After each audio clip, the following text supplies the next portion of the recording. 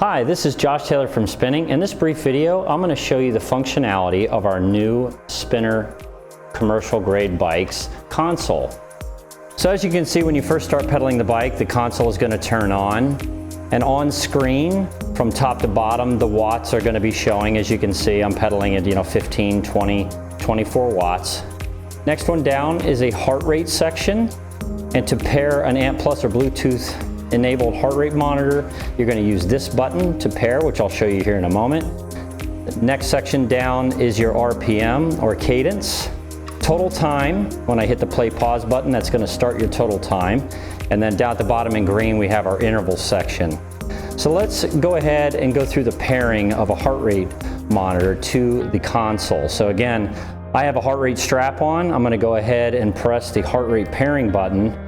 And you can see right away I've got a heart, it says pairing, and now the console is looking for a signal coming off of my heart rate strap. And you can see right away it's got it, and then you're going to see the play pause button flashing, letting me know that I can connect to that, and I'm going to lock it in.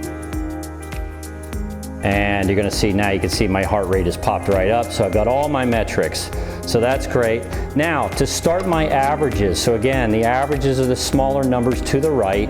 So at the top, I've got my current wattage, calories or kilojoules, depending on how you have your console set, average watts over the given amount of time. Below that, I've got my current heart rate, and then of course, average BPM over the given amount of time once I start the total timer. Below that, I've got RPM, my current RPM. I've got a mileage or kilometers, depending on how you have your console set up. And again, the total time. And then at the bottom, we'll go through the intervals. So I'm going to go ahead and press the play pause button. That is going to start the total timer, and then all the averages will start. So I'm going to go ahead and hit that button. You can see right away the total time is now started and it's running. And now you can see I've got all the averages happening, which is really nice. Now, if I have to pause this at any time, you can go ahead and hit that button again,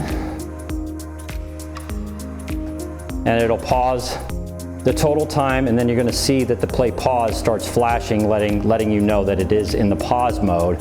I can continue to pedal and see my current wattage, RPM, and heart rate, but now it is not recording the averages, so it's not adding to the averages because I've paused the time. Because all these are based, of course, on a total time. So let's go ahead and hit that play pause button again and get it fired up. So now the timer is now running. So that's how these two buttons operate, and that's how this area functions. So the next section at the bottom, of course, is the interval section. And this is a great section to use in class or by yourself. To operate this area, you're going to hit the right button. This is the interval button. You can see it on there. It's got the work and recovery type up and down line on it. Now, when I hit this button, you're going to see it'll start interval number 1. It gives me the interval number, starts a timer. It's going to give me my average watts over this given amount of time and my calories over the given amount of time. Now, when I hit this button again, it's going to pause it. And this is nice because now I can reference that last interval I've just done if I'm going to do another interval. So for example, if I'm doing 5-minute intervals, I'd let it go for 5 minutes. I would know my average watts for those 5 minutes. I would know how many calories, so that when I start that interval again, it clears it.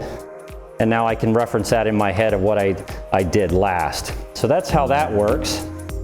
Another great function of the interval section is that you can actually pause the total time, and then you can use the interval button to go back and see all of the intervals you've done up to this point in your ride.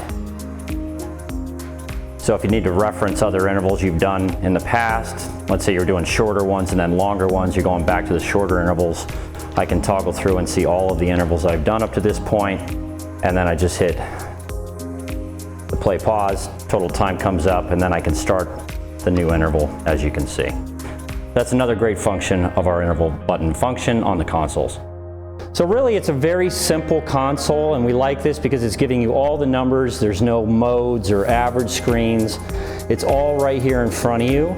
We do have a brand new app that'll give you much more, like personalized zones, FTP, tests, tracking, So that is something separate, and it does connect right to the bike. So check that out online. But this is how the console operates. Now, just a few other things. At the end of class, when I want to stop, you're going to go ahead and either stop pedaling. If you stop pedaling, the total time will stop. It'll go into the summary mode. The console will stay on for a little while, and then it'll turn off. But I can always hit pause, and that's going to stop it. And then if I need to clear this screen out and start over, let's say I jumped on the bike, I hit the play pause, I ran this, and I just didn't want those numbers for some reason at the end, you can just press and hold the play pause button for a few seconds. That actually resets the console and clears all the averages. So that's how you can use the new Spinner console on all of our commercial grade bikes.